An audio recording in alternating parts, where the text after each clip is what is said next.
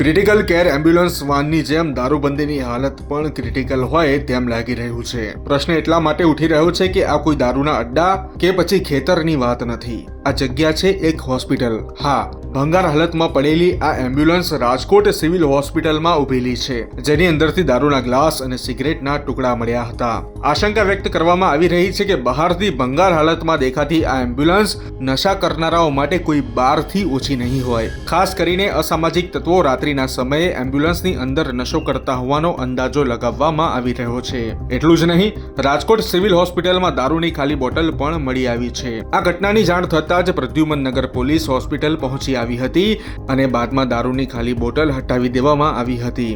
આ ઘટનાએ રાજકોટ સિવિલ હોસ્પિટલની સુરક્ષા વ્યવસ્થાને લઈને અનેક પ્રશ્ન ઉઠાવ્યા છે.